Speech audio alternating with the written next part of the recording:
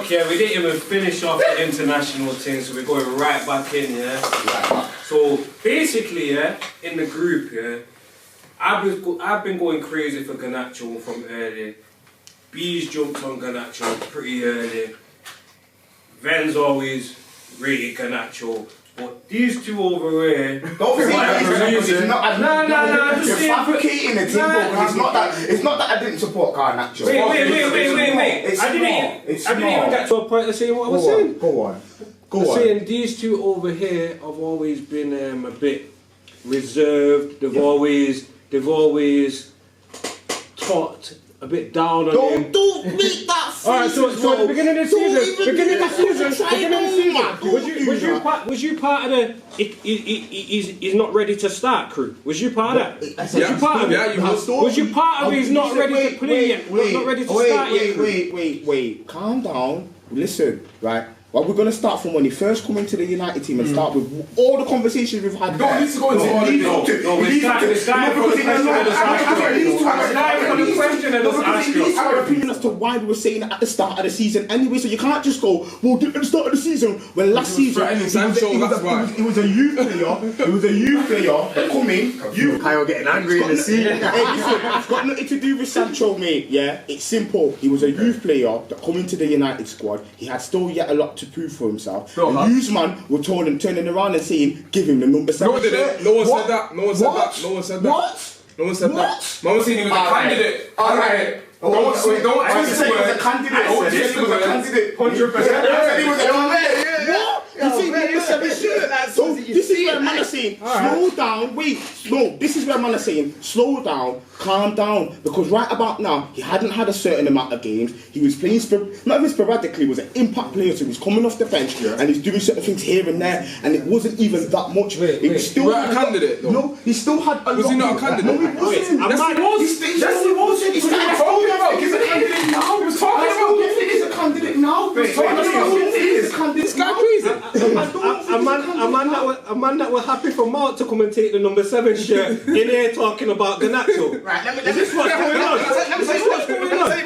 tell you about this part. Mount was a buy in it. Mount was a buy. As Kyle said the other day, you rarely see an academy product get the 7 at United. The only one, they never get it straight away. Anyway, you're not going to come in 49 and straight to 7. Even Beckham. I'm always this guy thinks that he's still a candidate now. What? Nah, because check this one, because really and truly, over there, check this, in this team, that's my opinion. I don't. In this team, I'll stick to mine. Something like that. He won't be playing. Okay, so what's the number 7? He gained minutes, but that's your opinion. This is the question. This is the question though I ask you. Do you see the number 7 as an icon? Like, do you see the number 7 as a shirt that you give to a certain type of player with certain characteristics, certain qualities? Depends as to what the characteristics are. It depends as to what you want. What would you, alright, number 7, description under number 7, what would you say you would want for as a number 7? That, you know, you would give a number 7 to what type of player? A player that's creative. Yeah. Forward thinking. Yeah. Attacking. Yeah. You going walking yourself into the grave. No, wait. Biggest brand player. That's what he's saying. What he's saying. He's about to be. Everybody's got to do that. He's about to be the shirt set up. So what should what I said is everybody's got to do that. So it just depends as to who's hungrier for it more. And it for me, like Mehdi said, and it already got put down, which is even for me, I haven't seen where a youth academy player's got the number 7 shirt straight away. It's always been a buy. I don't think he's ready for it personally. That's my experience. So my experience has been a buy of a special talent out there. Yeah, I think the only one that we've seen is David Beckham that's done it. Other than that, you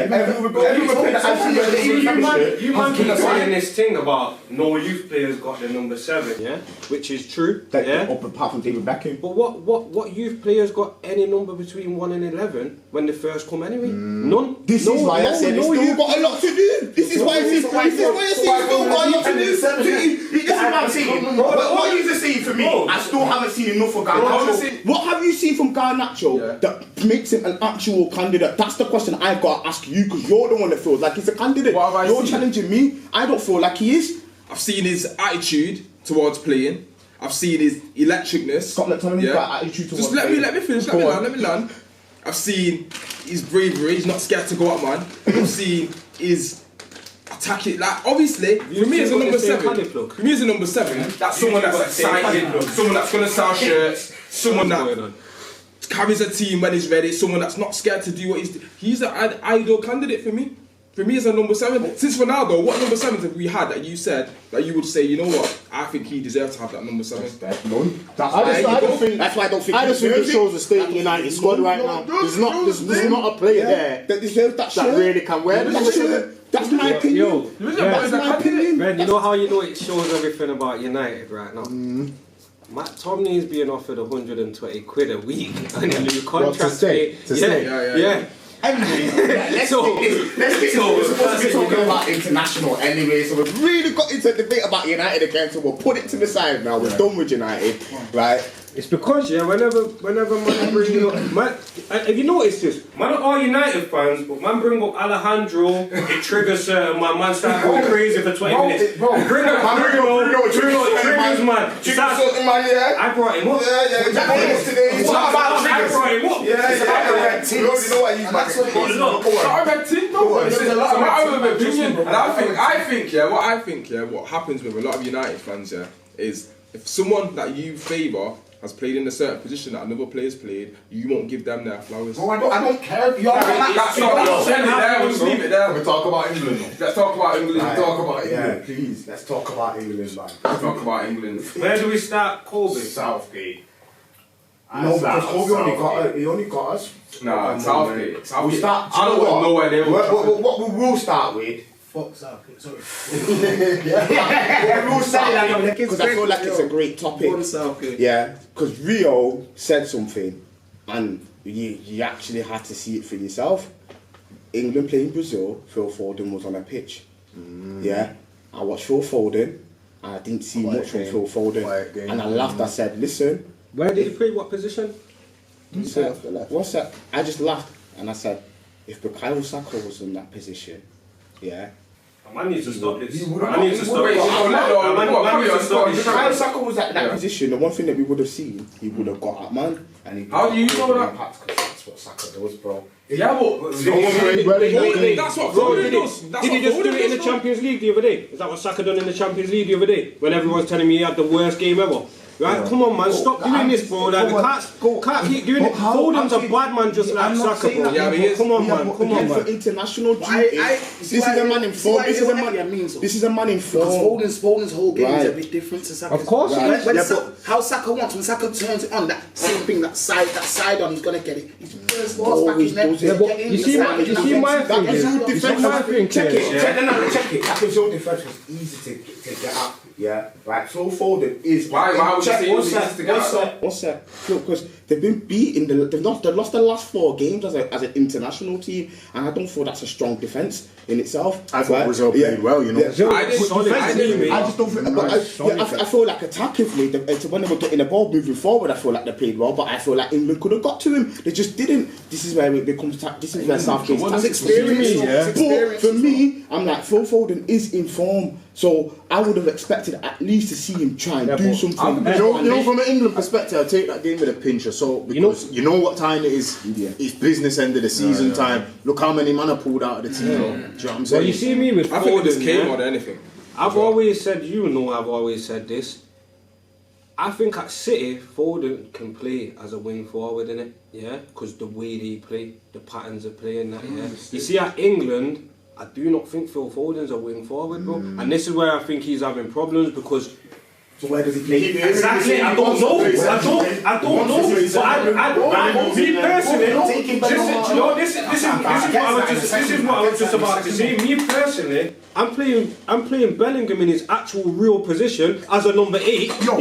As a number 8. Yeah, and I put Foden as a 10. See what I'm going to say? I was on the Grammy, and I can't remember the kid, they've got their team from London. Yeah, I know, and I believe him. And my man said it to me. He's not a Musiala. He said, the way how England are playing him, got him as this creative guy, like, because he's been playing in this role for Madrid. He's not that guy. Do you know the thing with Bellingham though, yeah? I'm saying he's more of an athlete guy, box to box, where he does his thing. But you know the thing with Bellingham where some people disagree with my man, and I agree with him in it, but this is where I kind of see it another way, yeah? Bellingham can do actually everything, bro. Yeah, and then he can play 6, 8, and 10 all effectively. Yeah, but you see in Madrid's team, yeah, where he's got other man that are very creative. Yeah, he can do his energetic thing from number 10. Yeah, but you see at England, where like the number 10 is going to be the guy, the main focal point of creating. He's not a guy that every single time he gets the ball, he's looking to create. You get me? So looking to find the yard. Yeah, and this is the thing. And yeah, by playing him as a number 10 or a sole number 6, yeah, you take away a lot of his energy. And he's like Steven Gerrard, you don't get many of these guys. You see, as a 10, you see the style Bellingham got at Madrid playing as a 10. You don't find 10s like that. You see how 10s like sometimes in that league especially change the pace of the game or like the pass. You know what I'm saying? Like, I just think with England, I don't know how they're gonna set up, whether it's frigging what's his name? Rice, whether it's Rice Henderson or Rice and Gallagher. I'm not in it. I don't really want to watch that. What did you think of Gallagher? See, with Southgate, the thing is, he could have England set up any and which way. He could have it as a possession-based team. He could have a fucking counter-attack team. He could have a defensive team. He could have it any way. You know when you say this, yeah? Well, I'm being serious now, yeah, because this is something I've noticed for years, innit? And I know even I said it like, the level of talent that this England team's got is different, yeah? But, bro, honestly, yeah, we've always had sick talent, bro. But one thing I've noticed, even though these men play at the top teams, yeah, and whatever, yeah, in these top teams, they have foreigners with them that they're used to European style football. You get what I'm saying? Yeah. You see when it's just all English players in trying to play this European thing, it doesn't quite work. That's why I think we got so gas when we first seen Sancho and them man come through and they were doing what they were doing because they were playing some continental football. You seen it from players that because I don't think Wilshere ever really had obviously injuries and whatnot. Wilshere. See even like different players that you've seen come in. So you got even Foden's. Like, never really got his feet. Never managed to get the best out of him. Man, that good on the ball. They never really looked at an English team. Where I feel like this, when it comes to England, like, whenever I watch England, I just feel like stiff. There's something stiff. There's so much talent there, but it just feels like they're all on top of each other. Do you know what it is? Gareth Southgate plays safe football. He has one-dimensional. Plays safe one-dimensional. Yeah, and it's crazy, innit? Yeah, but it's like England just play the basic football really great, without trying to take the risk. That's what you see from England. They play the great football really great, but they just don't take the risk. I'm far from a fan of Southgate, yeah. But I don't think anyone else would have gotten further in these tournaments. Honestly speaking, I don't think so. I see this now. Not with that defense. Italy was on a 30-odd game unbeaten run, yeah? Was that it just going into the tournament alone? Yeah, they went like 40 games running all together, yeah? He was manager against friggin' the season before, in the World Cup or whatever, they got knocked out by Croatia in the semis, yeah? When Croatia went on to play France in the final. England wouldn't have beat France anyway that year. They should have beat Croatia, but they did not beat France. Italy was the one, man. I think they should have beat Italy. You went and beat Italy 6 months later. Check it. In Italy, by the time they played them 6 months later, you see straight after that tournament, Italy's team popped down. Yeah, but they went into it with real momentum, bro. They knew they could win. You get me? You gotta think. You set it in, so you gotta think about it. Yeah, in that World Cup in 2018, the one thing that no one expected Gareth Southgate to do is even get England to the semis. We, as football fans, as kids, we wouldn't even have remembered the last time England got to the semis because we were kids, bro. So us seeing it was a shock to us. Now, when we get to that semis in itself, it isn't necessarily down to Gareth Southgate's tactics. It's due to the fact that man didn't do their job on the pitch on the day. They were babies as well. Saka wasn't even at the World Cup in 2018. Nah, I'm talking about the Euros when they missed. Right, so you see the Euros in itself. All right, sweet. Again, if you think about the Euros, England in the knockout stages started playing football. This is the truth. We started watching England slapping up teams. We get to the finals. All right, sweet. Gareth Southgate England don't win it in itself, and you're gonna blame him tactically because he didn't take a risk.